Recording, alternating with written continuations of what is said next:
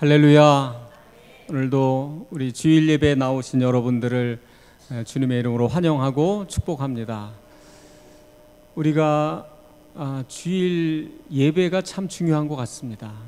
주일은 우리가 이 세상을 살아가다 보면 우리의 생명이 손상이 되기도 하고 훼손되기도 하고 또 우리의 영적인 생명력이 고갈되기도 합니다. 그런데 주일은 부활의 날이죠. 새 생명의 날입니다. 회복의 날입니다. 주일을 통하여 다시 소생하게 하시고 다시 회복시켜 주시고 다시 살아나게 하시는 은혜를 주시는 줄 믿으시기 바랍니다. 이 주일 예배를 여러분 사모함으로 믿음으로 정말 주님 만나는 마음을 가지고 성공하는 예배가 되시기를 주님의 이름으로 축원합니다.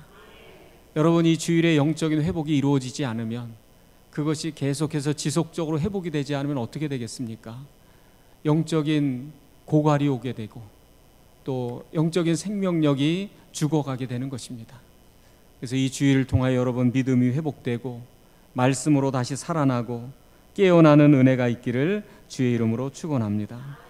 그래서 우리가 찬송에도 이 주일 지킴으로 새 은혜 입어서 영원히 사는 곳에 우리가 다 올라갑시다 라고 이렇게 찬송하고 찬양하는 것입니다. 우리가 잠깐 방심하는 사이에 우리 안에는 세상적인 것으로 영적 어두움으로 가득 차서 불신앙적인 모습이 되어져 가고 우리의 영혼은 곤고해져 가고 죽어가고 또 황폐해져 가는 일들이 얼마나 많이 있습니까? 여러분, 오늘은 특별히 이렇게 안팎으로 추워진 때가 되었는데, 만일 우리가 이 추위가 언제 끝날지 알 수 없다면, 이 추위가 계속해서 이렇게 지속이 된다면 이 추위를 지나고 견디는 것이 얼마나 힘이 들까요? 그런데 우리가 이 추위 속에서도 마음을 안심하고 놓을 수 있는 것은 언제쯤이면 이 추위가 끝날 것이고 이 추위가 지난 후에는 어떤 때가 올 것이고 그리고 생동하는 아침을 어느 때가 되면 맞이하게 될 것이고 그리고 날이 풀려서 씨를 뿌리는 때가 올 것이고 무더운 여름을 지나 그 씨를 거둘 때가 올 것이라는 것을 우리가 알기 때문에, 그것을 알고서 바라보면서 걸어가기 때문에 추워도 그렇게 염려하지 않고 크게 걱정하지 않고 그것을 견디면서 갈 수 있는 것입니다. 그러니까 우리가 삶을 살아가는 것도 장래를 바라보고 또 알고서 걸어가는 것이 얼마나 중요한지 모릅니다. 어느 곳을 가더라도 길을 알지 못하면 과연 이 길이 가는 길이 맞는 길인가? 이 길이 왜 이렇게 지루한가? 잘못된 길을 가는 것은 아닐까? 불안한 마음이 들기도 하고 지리한 마음이 들기도 합니다. 그래서 혹 염려가 되면 엉뚱한 길로 들어섰다가 다시 돌아오기도 하고 하는 일들이 있습니다. 여러분, 마찬가지로 우리의 삶에도 영적인 눈이 열려져서 우리가 가는 길을 알고서 하나님이 인도하시고 행하시는 일을 보고서 걸어가는 삶과 영적인 눈이 닫혀진 채 그 이루어져 가는 일들을 보지 못한 채 걸어가는 것은 삶에 많은 차이가 있다는 것입니다. 우리가 눈이 감기고 하나님이 행하시는 일들을 알지 못하니까 걸어가면서 살아가면서 하나님이 안 계신 것 같고 한눈 팔고 또 불신앙적인 길을 걸어가다가 또 자기의 생각과 욕심을 따라서 그렇게 행동하다가 이것이 아닌 것 같고 해서 다시 돌이키고 그런 일들이 얼마나 많이 반복이 되는지 모릅니다. 그러나 알고 가게 될 때, 하나님을 알고 그 길을 걸어가는 그 사람에게는 하나님이 주시는 지혜가 생깁니다.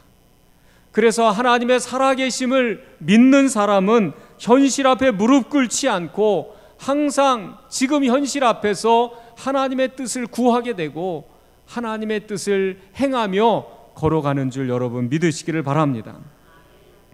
그러나 영적인 눈이 닫히면 그 사람은 하나님의 역사를 볼 수 없기 때문에 현실에 따라서 움직이는 겁니다. 도대체 이 일이 언제 끝날 것인가 절망하게 되고 낙심하게 됩니다. 장래에 이루어질 일들을 볼 수 없기 때문에 그렇습니다.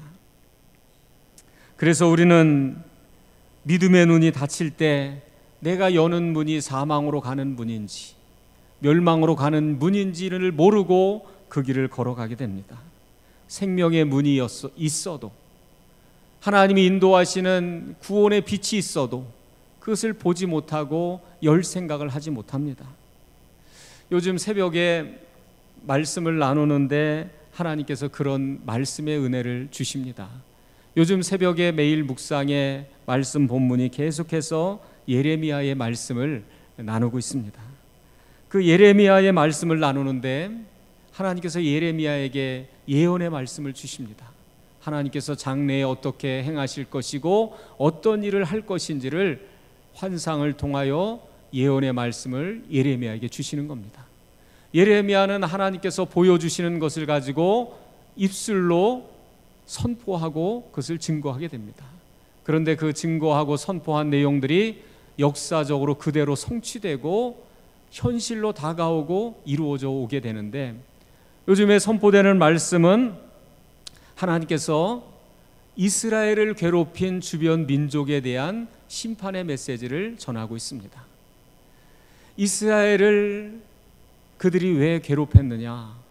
그들 주변의 민족들, 모압과 암몬과 에돔과 이런 주변의 민족들은 이스라엘과 가까운 사이, 거슬러 올라가면은 형제 나라들이었습니다.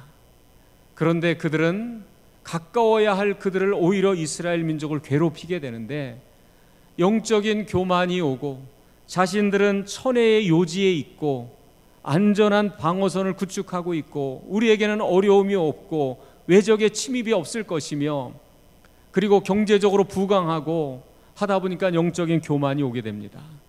영적인 교만이 오게 되면 믿음을 멸시하게 됩니다. 세상이 점점 부족함이 없어지고 교만한 마음이 될 때 믿음을 멸시하게 되고 하나님을 거부하고 거역하게 되는 현상은 성경이나 현실이나 다 같은 원리로 가는 것입니다. 사람이 그런 그 교만함 가운데, 부족함이 없는 교만함 가운데 하나님의 말씀을 지키고 율법을 지키는 이스라엘 백성들을 미워하게 되고 멸시하는 마음을 갖는 겁니다. 그런데 그러한 모든 것들에 대해서 하나님께서 때가 되어서 심판을 행하시겠다 예언의 말씀을 주시고 그것이 정확하게 성취가 되는데, 우리가 사는 곳은 천혜의 요지라 외적이 올 수 없다라고 생각했던, 안심했던 그곳이 바벨론의 군사와 말발굽 소리가 밀어닥치면서 정말 여지없이 그들을 심판하시는데, 온 땅이 한순간에 잿더미가 되고 황폐화가 되고 울부짖는 소리가 들려오기 시작합니다. 그리고 하나님께서 심판하시는데 그들이 다시는 민족으로 일어서지 못하게 합니다. 역사상에서 모압도 암몬도 에돔도 다 완전히 사라지게 하십니다. 그러다가 이번에는 어디에 대한 말씀을 주시느냐? 바벨론에 대하여 심판하시겠다라고 말씀하십니다. 그런데 다른 민족에 대해서는 한 번 하고 지나가는데 바벨론의 심판 예언에 대해서는 며칠에 걸쳐서 계속해서 심판에 대한 예언을 말씀하십니다. 하나님께서 왜 이렇게 반복적으로 이 말씀을 하시는 것일까? 이렇게 반복적으로 바벨론을 멸망한다는 것을 말씀하는 이유가 있을까? 두 가지의 의미가 있습니다. 여러분, 첫 번째로 그 당시의 사람들은 바벨론의 멸망은 상상할 수 없는 일이었습니다. 거대한 제국, 안전한 요새, 그 부강한 나라, 강한 군대, 견고함이 어떻게 망할 수 있느냐, 어떻게 무너질 수 있느냐, 인간의 생각으로, 눈으로는 볼 수가 없었습니다. 그런데 하나님은 그렇게 하신다. 하나님은 세우기도 하시고 무너뜨리기도 하시고, 한순간에 아무리 견고한 것이라 할지라도 그것은 하나님 앞에서는 여지없이 무너질 수 있는 것이다 라는 것을 보여주는 것입니다. 여러분, 자기를 위하여 영원히 무너지지 않을 성을 쌓은들 그것이 영원할 수 있겠습니까? 한순간에 무너질 수 있다는 것입니다. 하나님 없는 삶이 영원하지 않다는 것을 그것을 통해 보여주시는 것입니다. 여러분, 믿는다는 것은 그것을 바라보는 것입니다. 우리가 세상적으로 자랑하고 우리의 힘으로 자만하고 세워가는 모든 것들이 하나님 없는 그 모든 삶의 끝이 어떻게 된다는 것을 보고 오늘도 믿음으로 걸어가는 것입니다. 일본이 한창 강성할 때 어떤 사람들은 일본의 시대는 계속 갈 거다라고 생각을 했습니다. 그래서 그들의 눈에 보기에 이 조선, 가난하고 힘없는 조선은 끝났다라고 생각했습니다. 그런데 일본은 무장한 총으로 무장해 있고 경제적으로 부강하고 비행기가 있고 앞선 신무기가 있고 일본의 시대는 계속해서 갈 것이다. 조선은 끝났다라고 생각하는 사람들이 있었습니다. 그런 사람들은 친일로 가는 길을 선택했습니다. 그러나 어떤 사람들은 아니다. 이것이 끝이 아니다. 일본은 오래가지 못한다. 일본은 망할 것이다. 조선은 하나님께서 다시 일으켜 세워주실 것이다 라고 그것을 바라보는 사람들이 있었습니다. 그들은 독립의 길을 선택했습니다. 여러분, 오늘날 중국을 한번 보십시오. 중국이 얼마나 거대합니까? 그래서 사람들은 이제 중국의 시대가 도래했다고 말합니다. 그 거대한 힘이 이제 세계 최강대국이 될 것이다 라고 말하고 있습니다. 점점 더 중국은 강해질 것이다. 그러나 여러분, 바벨론이 무너졌는데 하나님을 거역하고 교회를 파괴하고 무너뜨리는 중국이 어떻게 영원할 수 있겠습니까? 인간이 세운 힘이, 하나님을 거역하고 부인하는 힘이 어떻게 영원할 수가 있겠습니까? 세계 역사의 질서를 보고 앞을 내다보는 사람들은 중국의 미래를 그렇게 긍정적으로 보지 않습니다. 여러분, 하나님을 거역하는 인간의 교만은 결코 오래 설 수 없다는 것을 믿으시기를 바랍니다. 그래서 우리는 사람의 생각을 쫓지 말고 하나님의 일하심을 바라보면서 오늘 우리의 삶을 걸어가야 합니다. 그 문을 열어야 합니다. 그럴 때 그 문이 생명의 문이 열리게 되는 것입니다. 할렐루야. 반면에 이 바벨론의 멸망을 반복적으로 말씀하시는 이유 중에 하나는, 반면에 이스라엘은 모든 것을 다 빼앗기고 잃어버리고 파괴된 채 아무것도 없었습니다. 그러나 하나님은 다시 너희를 세울 수 있다. 무에서 유를 창조하시는 하나님의 역사하심이 그 모든 것을 건설하고 이루실 수 있는 능력이 하나님께 있다 하는 것을 보여주는 겁니다. 그래서 정말 불가능할 것 같은 성벽이 재건이 되고 성전이 재건이 되고 하나님의 사람들이 다시 돌아오는 일들이 일어나게 됩니다. 여러분, 오늘도 하나님은 이 세대 가운데서 하나님의 영으로 감동이 되고 하나님의 말씀 앞에 순종하는 사람을 통하여 새 역사를 이루어 가심을 믿으시기를 바랍니다.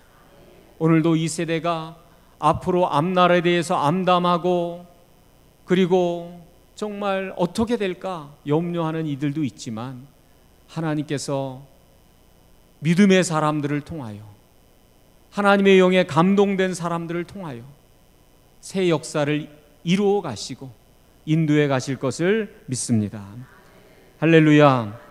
여러분, 우리의 삶이, 우리는 때로는 우리가 세운 것이 뭐 대단한 것처럼 그것 가지고 교만하기도 하고, 그리고 우리의 삶으로 아둥바둥 무엇을 세워보려고 하지만 한순간에 그것이 얼마나 덧없이 소멸되고 사라질 때가 있습니까? 바람 한 번 불면 사라질 것들입니다. 하나님께서 함께 하실 때 여러분의 삶이 세워지고 미래가 세워지고 이 나라가 세워지고 교회가 세워지고 여러분의 자녀들의 삶도 세우시는 줄로 믿으시기를 바랍니다. 가장 무서운 것은 우리의 삶이 하나님을 떠나게 되는 것입니다. 영원할 것 같던 거대한 바벨론이 무너졌습니다. 인간의 힘으로 세운 모든 것들이 영원하지 않습니다.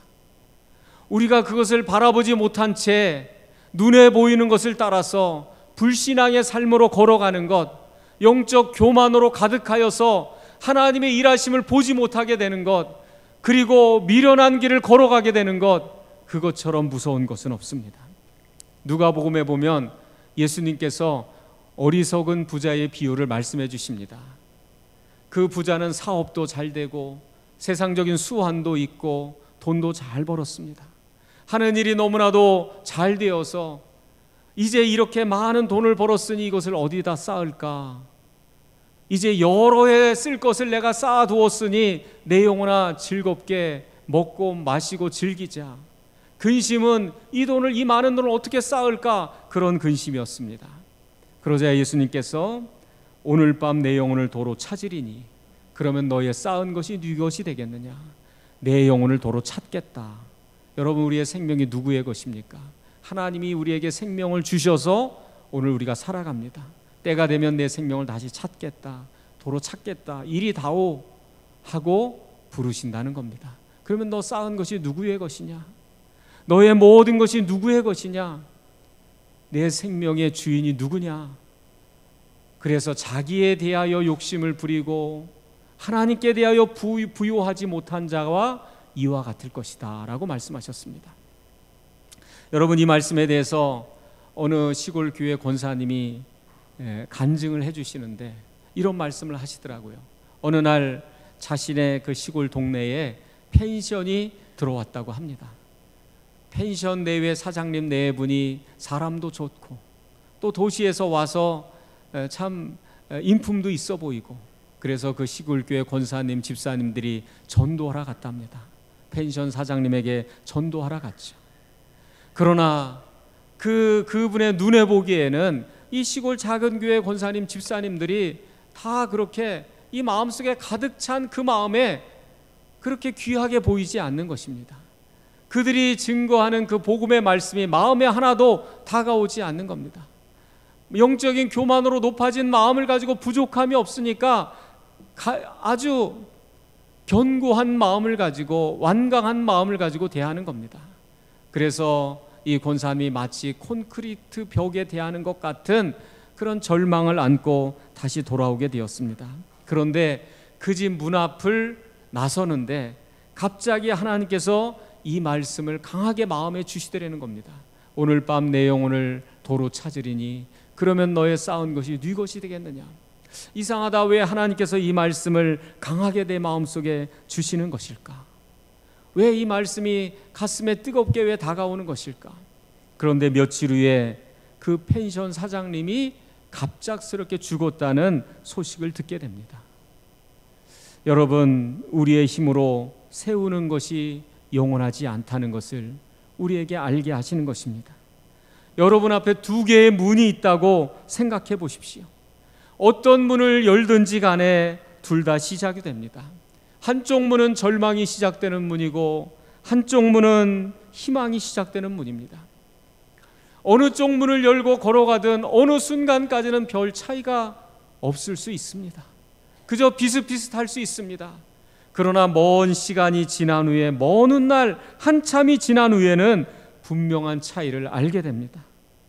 사망을 열고 걸어간 길에는 무수한 영적인 죽음과 황폐함과 불신앙과 하나님을 거역함과 미련함과 그러한 길들이 열려 있을 것이고, 생명의 문을 열고 간 그곳에는 아름다운 꽃들이 피어나고 생명들이 살아나고 은혜의 역사들이 나타난 그 길들이었음을 여러분 보게 될 것입니다. 믿음은 오늘도 믿는다는 것은 그것을 보고서 걸어가는 것입니다. 우리의 믿음이 사라지게 될 때 우리의 영적인 눈도, 믿음의 눈도 감기게 됩니다. 그래서 그 길을 알지 못하는 겁니다. 그래서 성경에 보면 죄인들은 멸망의 길을 가지만 그것이 멸망하는 길인지 알지 못한다는 겁니다. 그래서 죄인들은 하나님이 미워하는 길을 걸어가면서도 하나님이 그것을 미워한다는 것조차 보지 못한다는 것입니다. 그러나 의인들은 성령이 그들의 마음을 감동하시고 하나님이 기뻐하시는 일을 알게 되고, 그리고 어려움 가운데도 하나님이 일하신다는 것을 보게 되면서 소망을 갖고 생명의 길을 오늘도 걸어가는 것입니다. 여러분, 어떤 운은 그래서 우리가 잠깐 오면 오게 될 영적인 황폐함, 피폐함, 외로움을 알지 못한 채 인간의 고집과 교만과 불신앙의 길을 포기하지 않고 고집스럽게 걸어가는 것입니다. 오늘도 예배하는 저와 여러분 모두에게 주님 주시는 은혜가 가득하기를 주님의 이름으로 축복합니다. 주님, 오늘도 주 앞에 나왔습니다. 하나님의 영으로 나를 충만하게 채워주시고 내 안에 있는 세상 안에 가득 찬 모든 것들을 다 내려놓게 하시고 돌이키게 하시고 회개하게 하여 주시옵소서. 은혜를 구하는 시간, 믿음의 시간 되시기를 주님의 이름으로 축원합니다. 오늘 말씀은 예수님을 통해서 하나님께서 열어주시는 세계가 어떤 세계인지를 우리에게 보여주시는 것입니다. 예수님을 통해서 우리에게 열어주시는 인생의 문, 믿음의 문이 어떤 문인지를 보여주는 것입니다.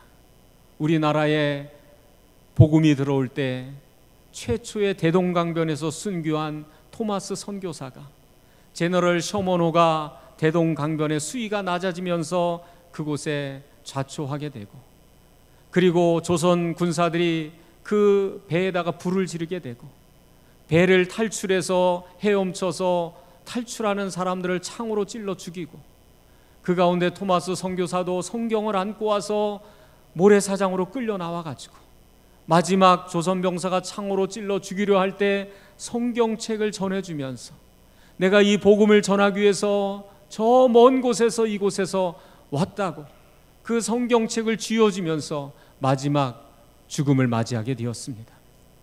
그 복음을 통해, 말씀을 통해, 예수 그리스도의 복음을 통해 우리에게 열어주시는 세계가 어떤 세계인지를 알지 못했기 때문에 어떻게든 그 문이 열리지 않기를 닫으려고 애썼고, 그러나 그 전해준 성경을 듣고 성령의 역사에 예수를 믿게 된 한 심령을 통해 이 땅에 어떤 역사가, 어떤 세계가 열려지게 되었습니까?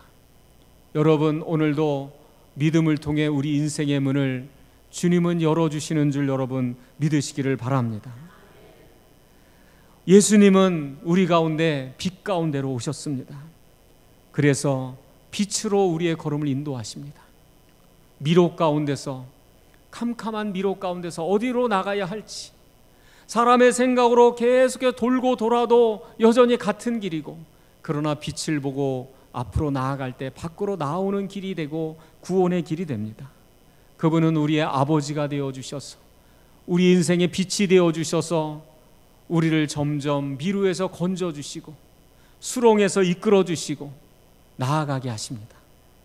여러분, 저의 삶을 이렇게 돌아보고 고백할 때도 저는 그렇게 세상 물정도 잘 모르고 똑똑하지도 못하고 돈이 많지도 않고 뭐 어떤 능력이 있는 것도 아니고 앞으로 어떻게 이 세상이 되어져 갈 것인가를 아는 그런 능력도 없고 할 줄 아는 것도 없고 오로지 그냥 주의 말씀에 의지하고 순종하면서 한 걸음 한 걸음 갔을 뿐입니다.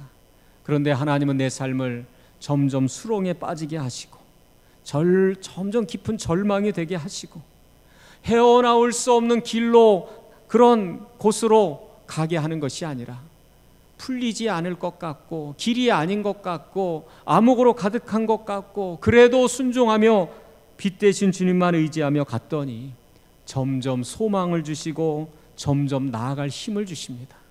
점점 일으켜 세워주시고 그 길을 보여주시고 인도해 주시는 것을 보게 됩니다.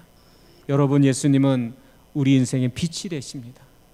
우리의 생각으로, 하나님을 인정하지 않는 불신앙으로, 나의 교만으로 걸어가고 해결되고 되는 것 같지만 더 끝없는 미로 속에 갇히게 되고 더 깊은 함정 속에 우리가 들어가게 됩니다. 빛이 되신 예수님을 마음으로 믿고 생명의 문을 열고, 여러분, 성령이 여러분을 이끄시고 인도해가는 믿음의 삶을 살아가기를 주님의 이름으로 축원합니다. 그 길은 은혜와 진리가 충만하다. 우리가 걸어가는 이 길 속에서 황폐하게 하지 않고 저도 이렇게 걸어가면서 믿음으로 걸어오는 삶 속에 하나님이 주시는 은혜가 내면을 황폐하게 하지 않으시고 회복과 때를 따라 회복과 충만함을 주시고 말씀의 양식, 은혜의 양식을 주셔서 감사를 고백하게 하시고 그 모든 것이 하나님의 은혜임을 믿습니다. 여러분, 우리가 길이 아닌 어둠을 향해 걸어갈 때 많은 소유를 이룰 수 있습니다. 승리할 수 있습니다. 그러나 거기에는 은혜와 진리의 양식이 없습니다. 사람이 떡으로만 사는 것이 아닙니다. 많은 것을 가지고 부유한 것 같아도 그의 내면은 얼마나 황폐하고 피폐한 모습이 되는지 모릅니다. 그러나 예수님은 은혜와 진리가 충만하더라. 은혜를 입혀주시고 말씀의 양식을 주시고 용서해 주시고 오래 참아주시고 자비를 우리에게 베풀어 주십니다. 그 자비와 은혜가 우리에게 차고도 넘칩니다. 그래서 사도 바울은 그 자비와 은혜가 어려운 가운데 고난 가운데도 자비와 은혜가 차고도 넘친다고 고백합니다. 여러분의 심령 속에 이런 은혜가 충만하게 임하기를 주의 이름으로 축원합니다. 우리나라를 인공위성에서 찍은 사진이 있습니다. 그런데 대한민국을 찍었는데 저녁인데 대한민국의 절반의 모습으로 보여요.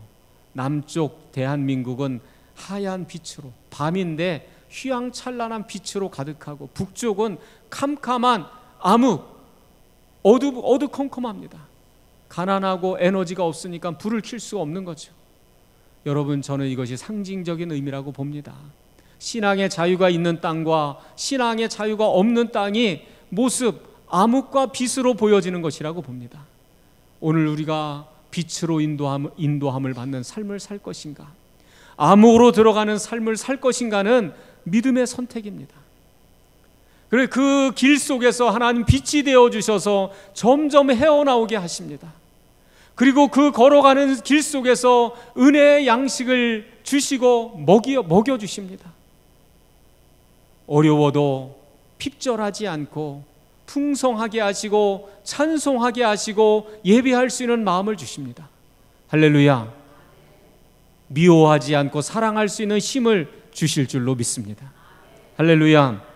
그런데 어떻게 그렇게 되느냐?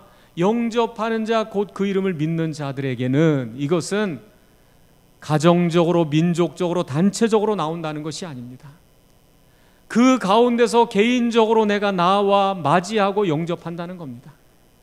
여러분, 어차피 한 나라가 전체가 우리 다 믿읍시다 하고 선택하고 다 같이 가지 않습니다. 한 가정이 우리가 예수님을 믿읍시다 전체가 다 나가지 않습니다. 그 가운데 믿지 않는 가운데 내가 먼저 선택하고 나오는 것입니다.